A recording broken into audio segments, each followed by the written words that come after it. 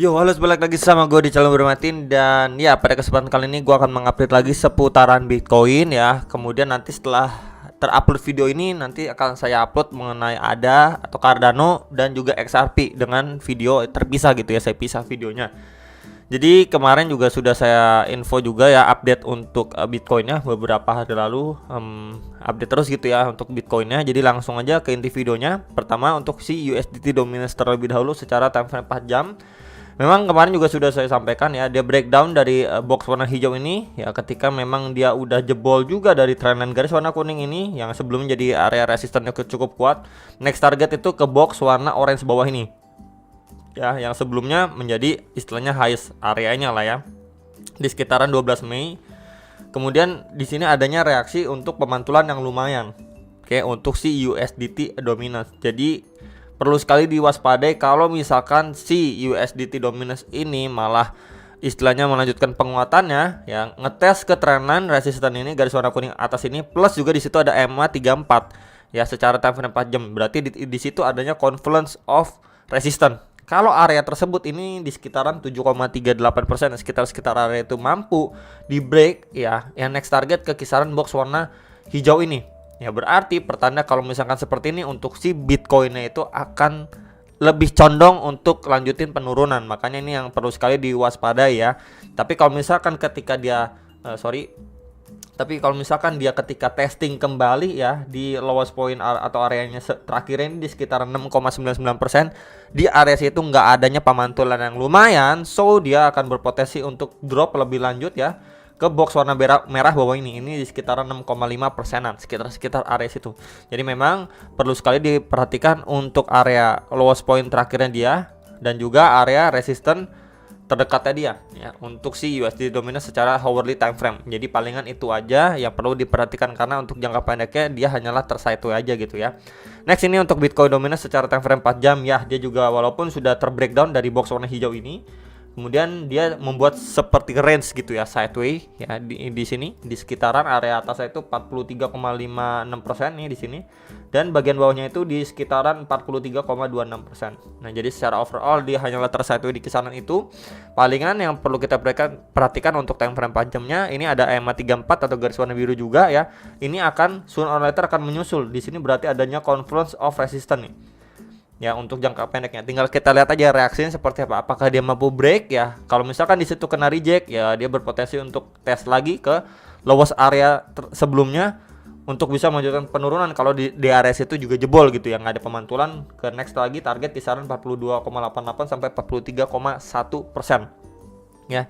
Jadi kalau misalkan dia mengalami penurunan ya seperti ini ya, cukup baik untuk altcoinnya. Tapi disclaimer juga, Bitcoinnya jangan terdap. Tapi kalau misalkan ya dia malah mengalami penguatan ya, terus didukung dengan Bitcoinnya yang naik ya, mungkin ke kisaran 22.500 ke 23.000 dolar, berarti buat teman-teman yang sudah ada ya tabungan bull, wah itu lebih bersukacita. Jadi tinggal kita lihat aja lah teman-teman, lebih condong untuk istilahnya tradingnya apa, bull atau altcoin gitu ya. Tapi kalau misalkan harapan altcoinnya itu kalian pegang banyak ya, berharap untuk Bitcoin dominance itu bisa drop. Tapi kalau misalkan lebih condong pegang bull ya, berharap untuk Bitcoin dominance ini bisa naik ya, lanjut naik, dan juga diiringi dengan Bitcoin yang naik juga gitu ya.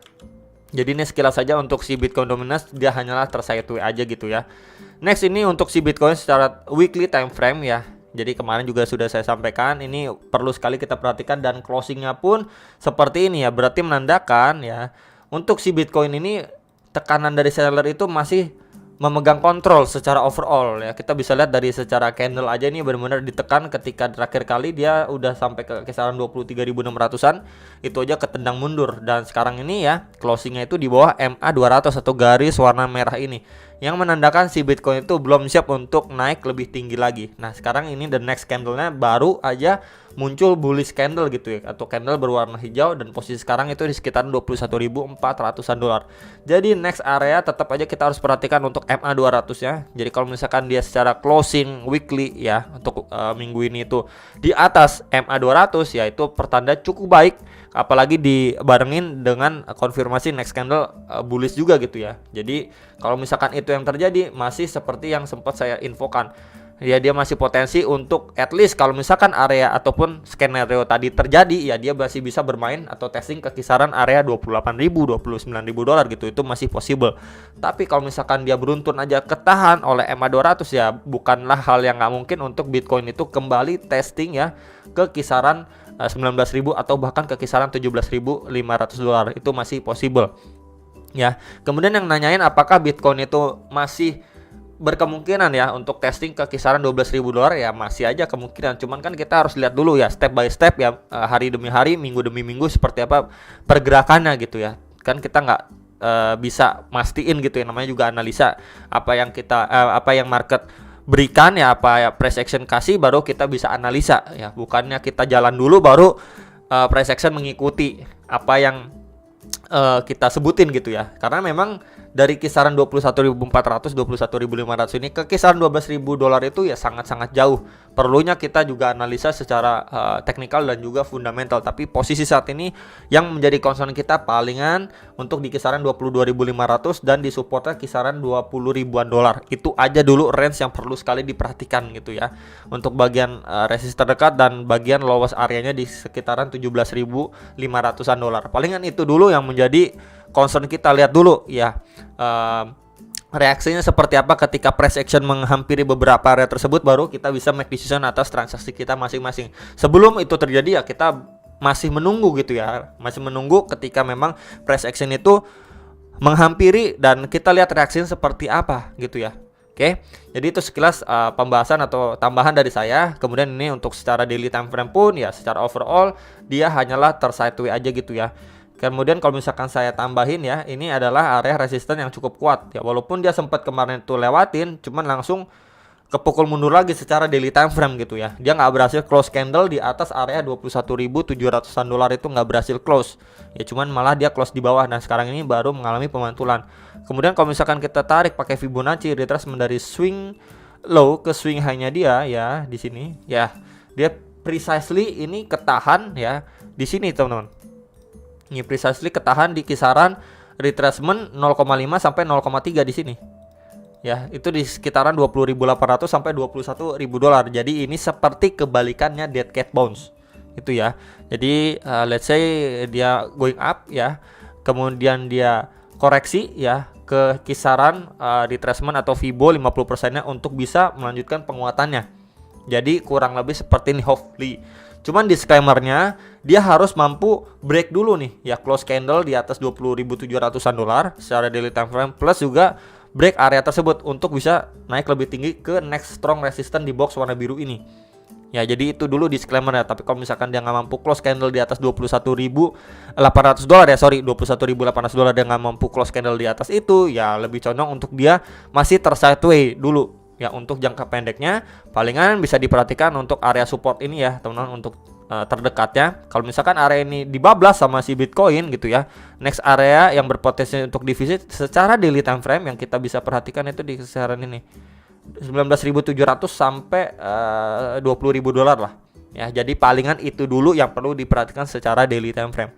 Next ini untuk terakhirnya secara time frame 4 jam ya. Jadi dia masih maintain untuk area support ini ya, box warna merah kemarin juga saya infokan kisaran 20.700-an sampai 20.900-an dolar. Benar-benar di maintain dengan cukup baik, plus di situ ada EMA 34 atau garis warna birunya gini. Jadi sekarang ini dia lagi akan mencoba nih ya, sedang mencoba untuk tes kembali di area resisten terdekat di box warna hijau atas ini kisaran 21.500-an sampai 21.800-an dolar gitu, sekitar area itu. Ya jadi secara overall dia hanyalah bermain di antara area ini.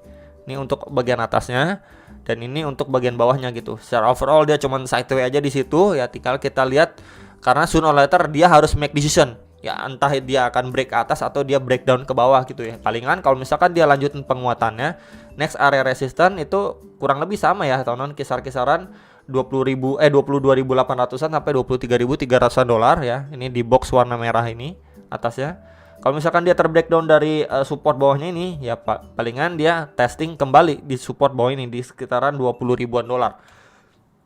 Jadi itu aja untuk secara time frame 4 jam teman-teman ya, yang perlu sekali diperhatikan untuk terutama untuk Bitcoin gitu ya. Itu aja untuk area-areanya, plus juga secara daily, weekly, Bitcoin dominance dan juga USD dominance juga sudah saya sampaikan. Semoga bisa bermanfaat buat menjadi salah satu bahan pertimbangan dan masukan buat teman-teman sekalian. Jangan lupa analisa kembali sebelum make decision atas transaksi kalian masing-masing. Dan sampai jumpa untuk ke next video. Salam profit.